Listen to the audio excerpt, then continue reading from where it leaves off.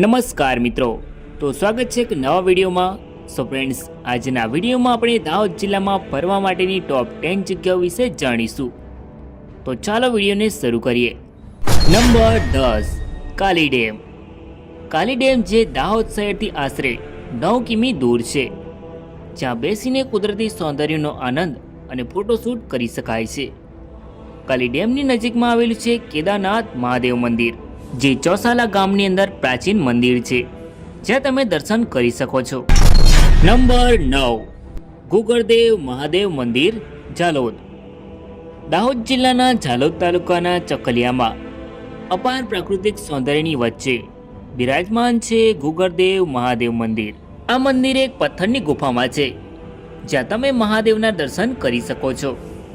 એવું કહેવાય છે કે આ જગ્યા પર શિવલિંગની સ્થાપના પાંડવોના વનવાસ દરમિયાન પાંડવો દ્વારા કરવામાં આવી હતી. Number 8, Patadungri dam. Patadungri dam Dahod શહેરથી 16 કિમીના અંતરે આવેલો એક અદ્ભુત કુદરતી સૌંદર્યની અંદર સ્થિત છે. પાટાડુંગરી ડેમનો નજારો ચોમાસાની ઋતુમાં મનમોહક બની જાય છે, જ્યાં તમે ફોટોગ્રાફી અને પિકનિક માટે જઈ શકો છો. Number 7, ખોદવા lake. ખોદવા તળાવ જે દાહોદ જિલ્લાની અંદર આવેલું નયનરમ્ય તળાવ છે, જેની આજુબાજુ કુદરતી સૌંદર્ય ભરપૂર જોવા મળે છે. આ જગ્યા દાહોદથી 13 કિમી દૂર આવેલી છે, જ્યાં તમે ફોટોશૂટ અને પિકનિક માટે જઈ શકો છો.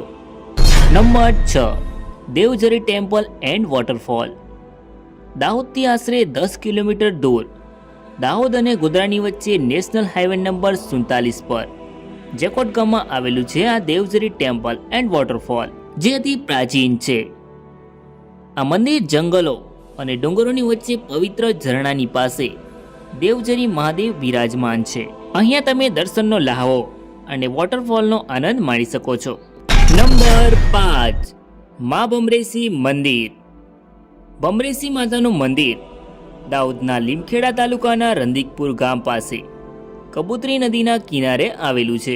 ભમરેશી માતાનું આ ઐતિહાસિક મંદિર નજીકથી વહેતી નદીના કારણે અહીંયા સુંદર નજારો જોવા મળે છે. આ મંદિર એક ડુંગર સાથે જોડાયેલું છે, જ્યાં અનેક શ્રદ્ધાળુઓ દર્શન કરવા માટે આવે છે. નંબર 4, દેવગઢ બારિયા. દેવગઢ બારિયા એ દાહોદ જિલ્લામાં આવેલી નગરપાલિકા છે, જે ગોધરાથી 41 કિલોમીટર દૂર આવેલું છે. દેવગઢ બારિયા એ રજવાડા સમયનું રાજ્ય હતું. દેવગઢ બારિયામાં અનેક રાજાઓ દ્વારા શાસન કરવામાં આવ્યું હતું, જેથી અહીંયા અનેક મહેલો, દરવાજા, ટાવર, તળાવો, ખંડેર, અનેક ઐતિહાસિક વસ્તુઓ અહીંયા જોવા મળે છે. દેવગઢ બારિયાના ડાંગરિયા ગામમાં આવેલું અવંતી હનુમાન મંદિર ખૂબ જ પ્રસિદ્ધ છે. અહીંયા તમે હનુમાનજી દાદાના દર્શન કરી શકો છો. નંબર 3, બાવકા શિવ મંદિર. બાવકા શિવ મંદિર દાહોદ જિલ્લાના બાવકા ખાતે આવેલું એક ઐતિહાસિક મંદિર છે, જે દાહોદથી 14 કિલોમીટર દૂર છે.